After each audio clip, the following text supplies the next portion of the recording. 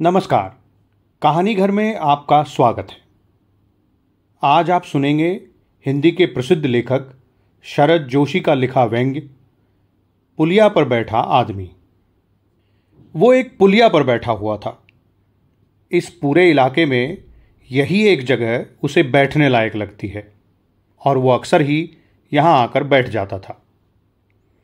शुरू शुरू में वो पुलिया से गुजरती कारों, साइकिलों या लड़कियों को गौर से देखता था, पर अब वो ऐसा नहीं करता। यहां बैठे बैठे वो इस शहर की सब कारों, साइकिलों और लड़कियों को देख चुका था और अब उसके लिए देखने को कुछ नहीं रह गया था। फिर भी वो इस पुलिया पर ही बैठा रहता था। वो कोई नौकरी नहीं करता था। वो सारी उन नौकरियों को जो नहीं मिलती खोज चुका था। वो अब भी उन नौकरियों को खोज सकता था जो नहीं मिलती, पर ऐसा ना कर वो पुलिया पर बैठा रहता था। एक सुबह एक नेता किस्म का आदमी उसके पास आया और बोला, क्या तुम मुझसे सवाल पूछ सकते हो? उस आदमी ने कहा, मुझे कोई सवाल नहीं पूछना। नेता ने कहा, मैं तुम्हें सवाल बताऊंगा जो तुम मुझसे पूछोगे। उस आदमी ने पूछा, उससे क्या होगा? नेता ने कहा, मैं जवाब दूंगा। वह आदमी बोला, तुम खुद अपने से ही सवाल क्यों नहीं पूछते? नेता ने कहा, ऐसा नहीं होता, सवाल किसी और को करना पड़ता है, मैं जवाब दूंगा। तो वो आदमी बोला, मगर मैं जवाब सुनना ही नहीं चाहता।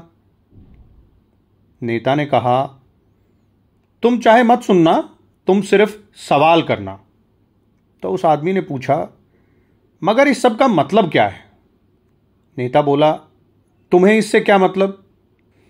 उस आदमी ने झल्लाकर नेता से कहा, मैं तुमसे सवाल करूंगा जो मेरे पास है नहीं और जो मैं करना नहीं चाहता।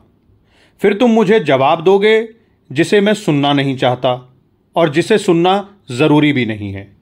क्या तुम पागल वागल हो? उधर से जवाब आया, नहीं, मैं नेता हूं।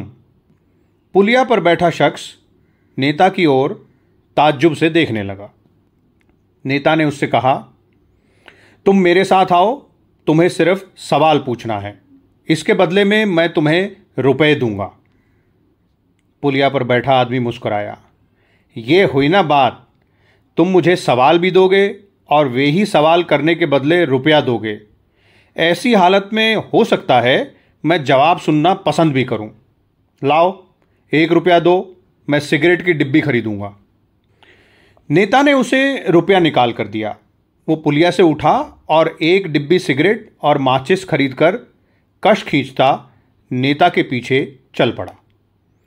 कुछ कदम चलने के बाद उसने नेता को रोका और कहा, देखिए, चूंकि रुपया आप दे रहे हैं, सो चाहे तो आप सवाल कर सकते हैं, जवाब मैं दे दूंगा। मैंने सुना है कि नौकरी में यही होता है, जो रुपया देता है उसे सवाल करने का हक होता है और जिसे रुपया मिलता है उसे जवाब देना होता है। नेता बोला, नहीं, ऐसा नहीं होगा, तुम अपना कर्तव्य मत भूलो, सवाल तुम्हें ही करना है। और वो आगे आगे चलने लगा। कुछ देर बाद शहर में एक भीड़ के सामने वही नेता भाषण दे रहा था और पुलिया से उठकर आया आदमी उसी भीड़ में खड़ा था। भाषण लंबा था और वो आदमी खड़े खड़े ऊबने लगा था। फिर भी वो बार बार सिगरेट जलाता हुआ चुप खड़ा था। नेता ने अपना भाषण खत्म करके पूछा, आप लोगों में से कोई व्यक्ति मुझसे कोई सवाल पूछना चाहता है? सवाल करने के लिए खड़े शख्स ने समझा कि नेता उसे भीड़ में देख नहीं पा रहा है। उसने हाथ उठाकर कहा, मैं यहां खड़ा हूं, सवाल मुझे पूछना है। नेता अपनी खास नेता वाली अदा में मुस्कुराया, हाँ, पूछिए क्या सवाल है? उस आदमी ने पूछा, पहला सवाल यह है श्रीमान कि आज़ादी के बाद हमारा देश प्रगति नहीं कर सका, हम ज्यों के त्यों बने रहे, इसका क्या कारण है? नेता अपनी खास नेता वाली अदा से विचार करने लगा और फिर जैसे सोचकर बोला, इसका कारण है कि देश को काबिल नेता नहीं मिले। जैसे मुझे ही ले लीजिए। आज़ादी के वक्त मैं एक फर्म में सेक्रेटरी था और काफ़ी साल तक सेक्रेटरी ही रहा। हमारी फर्म के मालिक समझते थे कि इन नेताओं से काम चल जाएगा और देश आगे बढ़ेगा, मगर इधर कुछ सालों से हमें अनुभव हुआ कि हम गलत सोच रहे थे। सेठ साहब ने मुझको बोला कि तुम नेता बनो, तो उनकी आज्ञा से मैं पॉलिटिक्स में आ गया। और भी ऐसे ऐसे नए नेता आ रहे हैं। कुछ ठेकेदारी छोड़कर आ रहे हैं, कुछ कारखाना छोड़कर। इससे देश का उत्थान होगा और देश आगे बढ़ेगा। पुराने नेताओं की वजह से प्रगति नहीं हो सकी थी, अब जरूर होगी। आप ठीक कह रहे हैं, बिल्कुल ठीक कह रहे हैं, वाह वाह, भीड़ में से 2-3 व्यक्ति चिल्लाए। और फिर भीड़ भी नेता के इस उत्तर की प्रशंसा करने लगी।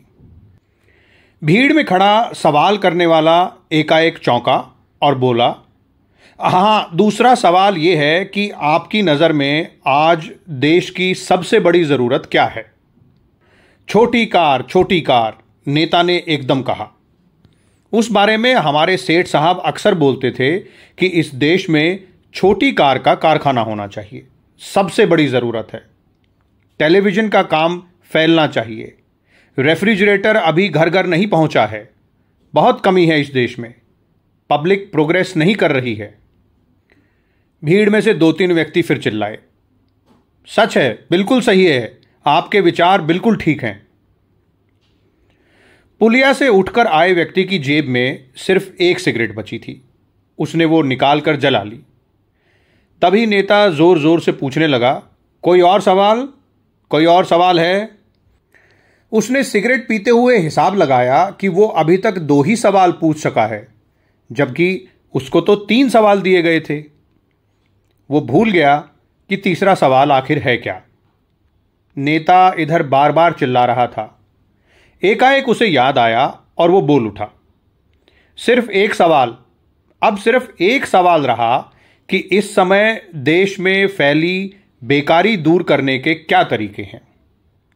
नेता ने फिर नेता वाला चिंतक का पोज बनाया और बोला, कारखानेदार को लाइसेंस देना। सेठ लोग कारखाना खोलने को लाइसेंस मांगते हैं, मगर सरकार खुले हाथ नहीं देती।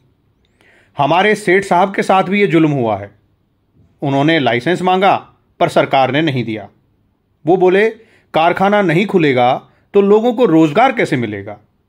सच ही तो बोले वो। मेरा भी यही कहना है, जब तक कारखानेदार को लाइसेंस नहीं मिलेगा, देश की बेकारी दूर नहीं होगी। भीड़ में से वही 2-3 व्यक्ति फिर चिल्लाए, क्या कहने, आपने समस्या को जड़ से पकड़ लिया है। और भीड़ के बाकी सभी लोग बेकारी दूर करने के इस सुझाव पर विचार करने लगे। उस शख्स के सारे सवाल खत्म हो गए थे और सिगरेट भी खत्म हो गई थी। नेता अभी भी पूछ रहा था, कोई और सवाल? और किसी को सवाल पूछना है? वो शख्स चुपचाप खड़ा नई सिगरेट की ज़रूरत अनुभव कर रहा था और उसे समझ नहीं आया कि वो अब क्या करे। इधर नेता ने उससे सीधा पूछा, कहिए जनाब, आपको कोई और सवाल तो नहीं पूछना? जेब में से खाली सिगरेट की डिबिया निकालकर उसने फेंक दी और कहा, हाँ, सिर्फ एक सवाल है। नेता ने कहा, पूछिए पूछिए, ज़रूर पूछिए। उस आदमी ने कहा, मैं सारे सवाल पूछ चुका हूं, अब मुझे रुपया कब मिलेगा? मुझे सिगरेट खरीदनी है। नेता उसे नाराज आंखों से देखने लगा। भीड़ में लोग हंसने लगे। एकाएक नेता ने गंभीर होकर कहा, यह व्यक्तिगत प्रश्न है, ये एकदम व्यक्तिगत प्रश्न है।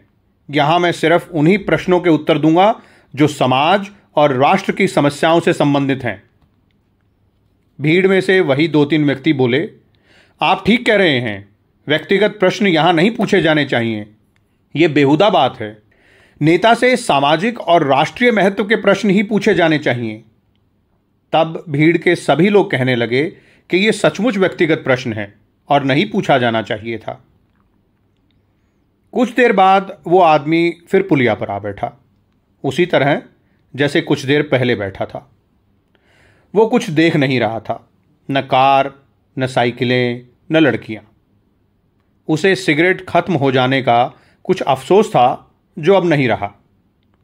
तभी वो भीड़ वाले 2-3 व्यक्ति उसके पास से गुजरे और उसे देखकर रुक गए। एक ने पूछा, भीड़ में सवाल तुम ही पूछ रहे थे? उसने जवाब दिया, हाँ, मैंने ही पूछा था।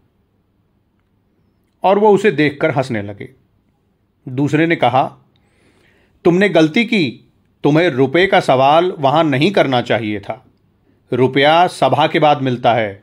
देखो, हम तीनों लोग जो सवालों पर दिए जवाबों की तारीफ करने के लिए, सपोर्ट करने के लिए भीड़ में खड़े थे, अब अपना रुपया लेने नेताजी के घर जा रहे हैं। तुमने बड़ी गलती की। और वे तीनों व्यक्ति तेजी से पैर बढ़ाते एक और चले गए। पुलिया पर बैठा आदमी उन्हें जाते हुए देखता रहा। उसे समझ नहीं आया कि उसकी गलती क्या थी। आखिर उसकी सारी सिगरेटें खत्म हो चुकी थी और नई सिगरेटें खरीदने के लिए उसे पैसों की जरूरत थी। उसे समझ नहीं आया कि आखिर उसकी गलती क्या थी। पुलिया पर बैठा काफी देर से वो यही सोच रहा है। सामने से कारें, साइकिलें और लड़कियां गुजर रही हैं। आप सुन रहे थे शरद जोशी का लिखा व्यंग पुलिया पर बैठा आदमी। ऐसी ही और बेहतरीन रचनाओं के लिए जुड़े रहिए कहानी घर के साथ और हमारा चैनल सब्सक्राइब कीजिए। धन्यवाद।